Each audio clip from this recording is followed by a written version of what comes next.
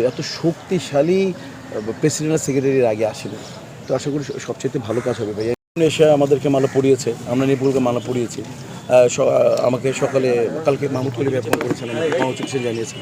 আজকে চ্যানেলে লাইভ ছিল, ওইখানে মাহমুদ কলিম আমাকে শুভকামনা জানিয়েছে।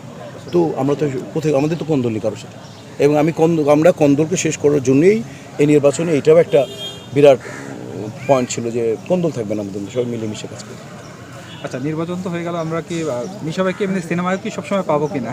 ডেফিনেটলি আমরা তো ওইটা রুটি রুজি আমার তো মানে এই তো আজকেও আসে যে মানে কালকে বুঝে একটা ছবি সাইন করবো আমি, এবং আমার একটা দুটো ছবি ডাবিং বাকি আছে, এই যে ডার্ক ওয়ার্ল্ড এবং আলি ছবির। যদি গলার অবস্থা খুব খারাপ, ভালো হলে প্রথমে দুটো করবো, তারপর আমাকে ঢাকা বা দেশের বাইরে ছবি শুটিং করে যেতে হবে। আরেকটা বিষয় হচ্ছে যে বিগত দিনের কমিটিগুলো নিয়ে নানা কথাবার্তা আছে, এবারেও কিন্তু অনেকে রসিকতা করে বলছেন যে দুজন ভিলেনের হাতে এসেছে নেতৃত্ব। আসলে এই কথাগুলো আপনারা আপনাদের কাজ দিয়ে আসলে নায়ক সাজতে পারবেন কিনা বা নায়ক হতে পারবেন? মানে তোমার ধারণার নায়করা ভালো কাজ করে না, বিষয়টা এরকম না, মানুষ রসিকতা করে বলছে। তোমার চেহারা একটু নায়কের মতো তৈরি হবে, সে নায়ক নিয়েই তো, বাংলাদেশের নায়কদের নিয়েই তো তোমরা আচ্ছা ওটা বাদ দিয়ে। সেটা হচ্ছে যে হ্যাঁ, মানে আমরা দুজন মানুষের কর্মকাণ্ড দিয়ে মানুষকে বিচার করে যায়। দিজুল সাহেবকে তুমি দেখো, প্রায় 30-35 বছর যাবত, আমি প্রায় 30-35 বছর কাজ করছি।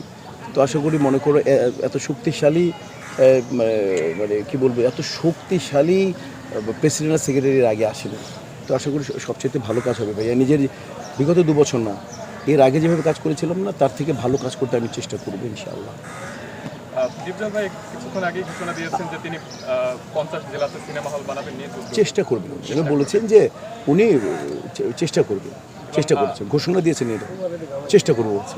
চেষ্টা এরকম আর কোনো আছে কিনা আপনাদের পক্ষ? না, আমাদের পক্ষ থেকে বললাম না যে আমাদের যেগুলো সরকারি যেগুলো করে, সেগুলো অনুদান করে। অনুদান উনি যাদেরকে যেভাবে দিয়ে দেন, অনুদান যেমন অনুদানের ছবি 2-1টা পুরস্কার পাওয়া ছাড়া তো আর কোনো কাজ দেখি না। এতে সাধারণ মানুষের কোনো উপকার হয় না। একটা সিনেমা হল খুলি না, অনুদানের ছবি কখন রিলিজ হচ্ছে, কোথায় রিলিজ হচ্ছে আপনারা বলতেও পারবেন না। আপনারা বলেন যে হল থেকে নামিয়ে দিয়েছে বা এরকম। তো আমরা অনুদানের ছবির ব্যাপারে আমরা বলবো যে কমার্শিয়াল ছবিকে, এফডিসি ঘরানার ছবিকে যাতে বেশি দেওয়া হয়, এটা আমরা আমাদের প্রস্তাবে আছে ইস্তেহারের জন্য। আমরা মন্ত্রণালয়ে বসে বলবো যে সাধারণ মানুষের বিনোদনের জন্য তো আমরা কিছু করি।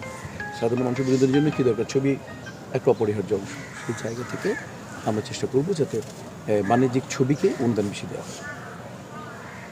স্যার ভাই, সব কিছুই তো আসলে ডিপজল ভাইয়ের হাত থেকে, সবাই বলে যে সব কিছুই ডিপজল ভাই করবে।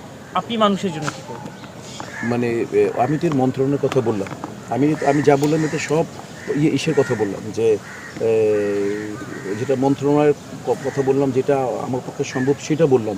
ব্যক্তিগত কে করলো সেটা তো আলাদা ব্যাপার, ব্যক্তিগত করাটাতে সেটা আলাদা ব্যাপার।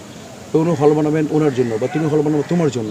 চলচ্চিত্র কল্যাণে যেটা করবো সেটা পরিশোধ করবে, সেটা মিশা দিব্যের পরিশোধ করবে। সেই জন্য ব্যক্তিগত আমি তো কিছু করতে পারি না। আমি ব্যক্তিগত উদ্যোগ নিয়ে আমি এখন পজিশনে আসছি, আমি এখন আমার দায়িত্ব পেয়েছি, দায়িত্ব আমাকে কী কী করাবে সেটা আমার দেখাবো।